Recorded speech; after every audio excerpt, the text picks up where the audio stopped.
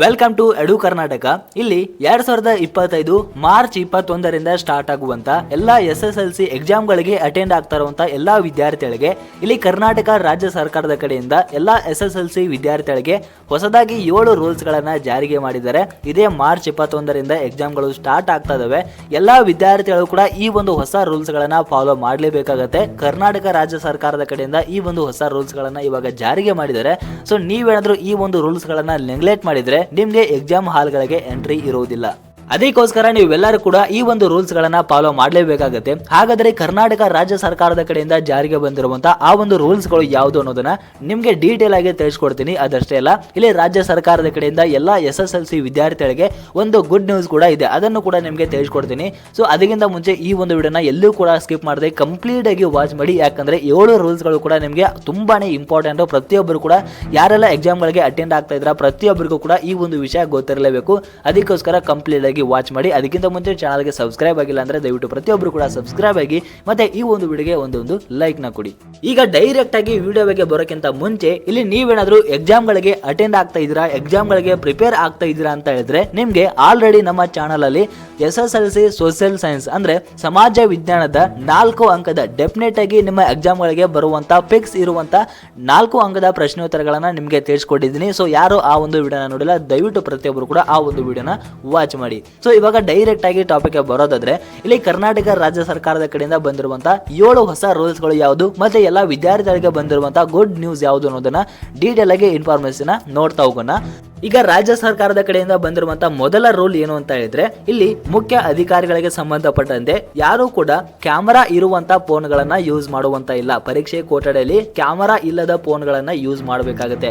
So ಯಾಕೆ ಈ ಒಂದು ರೂಲ್ಸ್ ಅನ್ನ ಕೊಟ್ಟಿದ್ದಾರೆ ಅಂತ ಹೇಳಿದ್ರೆ ಇಲ್ಲಿ ಕೆಲವೊಂದಿಷ್ಟು ಟೀಚರ್ಸ್ ಏನ್ ಮಾಡ್ತಾರೆ ಅಂತ ಹೇಳಿದ್ರೆ ಸೊ ವಿದ್ಯಾರ್ಥಿಗಳಿಗೆ ಹೆಲ್ಪ್ ಮಾಡಬೇಕು ಅಂತ ಹೇಳಿ ಸೊ ಕ್ವಶನ್ ಪೇಪರ್ ಅಲ್ಲಿ ಇರುವಂತ ಕ್ವಶನ್ ಫೋಟೋ ಹೊಡೆದುಕೊಂಡು ಆನಂತರ ಉತ್ತರಗಳನ್ನ ಕಲೆಕ್ಟ್ ಮಾಡಿ ವಿದ್ಯಾರ್ಥಿಗಳಿಗೆ ಪ್ರೊವೈಡ್ ಮಾಡ್ತಾ ಇರ್ತಾರೆ. ಸೊ ಅದಕ್ಕೋಸ್ಕರ ಪರೀಕ್ಷಾ ಕೊಠಡಿಯಲ್ಲಿ ಇರುವಂತ ಟೀಚರ್ಸ್ ಗಳು ಯಾವುದೇ ಕಾರಣಕ್ಕೂ ಕ್ಯಾಮರಾ ಇರುವಂತಹ ಫೋನ್ ಗಳನ್ನ ಯೂಸ್ ಮಾಡುವಂತಿಲ್ಲ. ಸೊ ಎರಡನೇ ಒಂದು ರೂಲ್ ಏನು ಅಂದ್ರೆ ಎಲ್ಲಾ ಪರೀಕ್ಷಾ ಸಿಬ್ಬಂದಿ ಮತ್ತು ವಿದ್ಯಾರ್ಥಿಗಳು ಯಾವುದೇ ಕಾರಣಕ್ಕೂ ಮೊಬೈಲ್ ಹಾಗೂ ಸ್ಮಾರ್ಟ್ ವಾಚ್ ಗಳನ್ನ ಪರೀಕ್ಷಾ ಕೊಠಡಿಯಲ್ಲಿ ಬಳಕೆ ಮಾಡಬಾರದು. ಪರೀಕ್ಷಾ ಕೊಠಡಿಯಲ್ಲಿ ಮೊಬೈಲ್ ಹಾಗೂ ಮತ್ತೆ ಸ್ಮಾರ್ಟ್ ವಾಚ್ ಏನಿರುತ್ತೆ ನಿಮ್ದು ಅದನ್ನ ಯಾವುದೇ ಕಾರಣಕ್ಕೂ ಸೊ ಅಲ್ಲಿ ಎಕ್ಸಾಮ್ ಸೆಂಟರ್ ಗಳಲ್ಲಿ ಎಕ್ಸಾಮ್ ಹಾಲ್ ಗಳಲ್ಲಿ ತೆಗೆದುಕೊಂಡು ಹೋಗಬಾರ್ದು.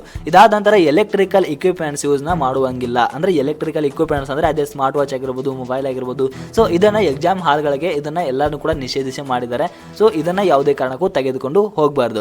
ಇದಾದ ನಂತರ 4ನೇ ಒಂದು ರೂಲ್ ಏನು ಅಂದ್ರೆ ಪರೀಕ್ಷಾ ಕೇಂದ್ರಗಳಿಗೆ ಅನಾವಶ್ಯಕವಾಗಿ ಯಾವುದಾದ್ರೂ ವ್ಯಕ್ತಿಗಳು ಪ್ರವೇಶ ಮಾಡಬಹುದು. ಮತ್ತೆ ಗೋಡೆಗಳ ಮೇಲೆ ಚಿತ್ರೀಕರಣ ಏನಿರುತ್ತೆ ಅಂದ್ರೆ ಪರೀಕ್ಷಾ ಕೊಠಡಿಯಲ್ಲಿ ಗೋಡೆಗಳ ಮೇಲೆ ಸೊ ಸೈನ್ಸ್ಗೆ ಸಂಬಂಧಪಟ್ಟಂತ ಡೈಗ್ರಾಮ್ಸ್ ಆಗಿರ್ಬೋದು, ಸೊ ಸೂತ್ರಗಳಾಗಿರ್ಬೋದು, ಮ್ಯಾಥ್ಸ್ ಅಲ್ಲಿ ಸೂತ್ರಗಳು ಏನಿರುತ್ತೆ ಈ ರೀತಿ ಎಲ್ಲ ಗೋಡೆಗಳ ಮೇಲೆ ಏನು ಚಿತ್ರೀಕರಣ ಮಾಡಿರ್ತಾರೆ ಅದನ್ನ ನಾಳೆ ಪರೀಕ್ಷೆ ಇದೆ ಅಂತ ಹೇಳಿದ್ರೆ ಅದನ್ನ ಇವತ್ತೇ ಎಲ್ಲಾನು ಕೂಡ ಕ್ಲೀನ್ ಮಾಡಿಸಿರ್ಬೇಕು. ಸೊ ಇದಾದ ನಂತರ ಪರೀಕ್ಷೆಯಲ್ಲಿ ನಿಷೇಧಿತ ವಲಯದಲ್ಲಿ ಪರೀಕ್ಷೆಗೆ ಸಂಬಂಧಪಟ್ಟಂತೆ ಯಾವುದೇ ವಿಷಯ ಮಾಹಿತಿ ಏನಾದರೂ ತಿಳಿಸುವುದು, ಮಾತನಾಡುವುದು ಏನು ಕೂಡ ಯಾವುದೇ ಟೀಚರ್ಸ್ ಆಗಿರ್ಬೋದು, ಪರೀಕ್ಷಾ ಸಿಬ್ಬಂದಿ ಆಗಿರ್ಬೋದು ಏನು ಕೂಡ ನಿಷೇಧಿತ ವಲಯದಲ್ಲಿ ಅದನ್ನ ಮಾಡುವಂಗಿಲ್ಲ. ಏನೋ ಒಂದು ಡೌಟ್ ಇದ್ರು ಕೂಡ ಅಥವಾ ಎಕ್ಸಾಮ್ ಗಳಿಗೆ ರಿಲೇಟೆಡ್ ಆಗಿ ಏನು ಕೂಡ ಮಾತಾಡುವಾಗಿಲ್ಲ.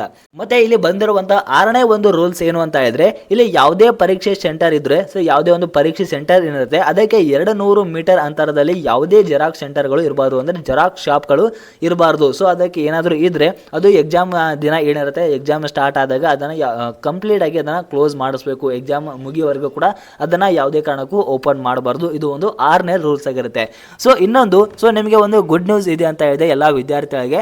ಸೊ ಇಲ್ಲಿ ಏನಂತ ಹೇಳಿದ್ರೆ ಸೊ ಇಲ್ಲಿ ಸೊ ನಿಮ್ದು ಏನಾದರೂ ಎಕ್ಸಾಮ್ ಸೆಂಟರ್ ದೂರ ಇತ್ತು ಅಂತ ಹೇಳಿದ್ರೆ ಸೊ ನಿಮ್ಗೆ ಅಲ್ಲಿ ಹೋಗಿ ರೀಚ್ ಆಗ್ಲಿಕ್ಕೆ ಟೈಮ್ ಈ ರೀತಿ ಆಗ್ತಾ ಇರುತ್ತೆ. ಸೊ ಅಂತ ಸ್ಟೂಡೆಂಟ್ಸ್ ಗಳಿಗೆ ಏನ್ ಮಾಡಿದ್ದಾರೆ ಇವಾಗ ಸೊ ಬಸ್ ಅಲ್ಲಿ ಪ್ರಯಾಣ ಮಾಡೋದಕ್ಕೆ ಅಂದ್ರೆ ಉಚಿತವಾಗಿ ಬಸ್ ಅಲ್ಲಿ ಪ್ರಯಾಣ ಮಾಡೋದಕ್ಕೆ ಅವಕಾಶವನ್ನ ಕೊಟ್ಟಿದ್ದಾರೆ. ಸೊ ನಿಮ್ಗೆಲ್ಲರಿಗೂ ಕೂಡ ಆಲ್ರೆಡಿ ಗೊತ್ತಿದೆ ಅಂತ ಅನ್ಕೋತೀನಿ. ಸೊ ನೀವೇನಾದ್ರೂ ಎಕ್ಸಾಮ್ ಗಳಿಗೆ ದೂರ ಇತ್ತು ಅಂತ ಹೇಳಿದ್ರೆ ಎಕ್ಸಾಮ್ ಸೆಂಟರ್ ಏನಾದ್ರು ದೂರ ಇದ್ರೆ ಸೊ ನೀವು ಬಸ್ ಗಳಲ್ಲಿ ಅದು ನಿಮ್ಮ ಪ್ರವೇಶ ಪತ್ರ ಏನಿರುತ್ತೆ ನಿಮ್ಮ ಹಾಲ್ ಟಿಕೆಟ್ ನ ನೀವು ಅಲ್ಲಿ ತೋರಿಸ್ಬಿಟ್ಟು ನೀವು ಉಚಿತವಾಗಿ ಬಸ್ ಅಲ್ಲಿ ಪ್ರಯಾಣ ಮಾಡಬಹುದು. ಸೊ ಈ ಒಂದು ರಾಜ್ಯ ಸರ್ಕಾರದ ಕಡೆಯಿಂದ ಬಂದಿರುವಂತಹ ಎಲ್ಲಾ ರೂಲ್ಸ್ ಗಳನ್ನ ನೀವು ಖಂಡಿತವಾಗ್ಲೂ ಕೂಡ ಫಾಲೋ ಮಾಡಲೇಬೇಕಾಗತ್ತೆ. ಇಲ್ಲ ಅಂದ್ರೆ ನೀವೇನಾದ್ರೂ ಸ್ಮಾರ್ಟ್ ವಾಚ್ ಆಗಿರ್ಬೋದು ಅಥವಾ ಮೊಬೈಲ್ ಫೋನ್ ಗಳನ್ನ ಕಾಪಿ ಚೀಟಿಗಳನ್ನ ಏನಾದ್ರು ಎಕ್ಸಾಮ್ ಹಾಲ್ಗಳಿಗೆ ತೆಗೆದುಕೊಂಡು ಹೋಗಿ ನೀವೇನಾದ್ರೂ ಸ್ಕ್ವಾಡ್ ಕೈಯಲ್ಲಿ ಏನಾದರೂ ಸಿಕ್ಕರೆ ಸೊ ನಿಮ್ಮನ್ನ ಅದೇ ಕ್ಷಣದಲ್ಲಿ ಡಿಬಾರ್ ಮಾಡಿಬಿಡ್ತಾರೆ. ಸೊ ಪ್ರತಿಯೊಬ್ಬರು ಕೂಡ ಈ ಒಂದು 7 ರೂಲ್ಸ್ ಗಳನ್ನ ಖಂಡಿತವಾಗ್ಲೂ ಕೂಡ ಫಾಲೋ ಮಾಡಲೇಬೇಕು.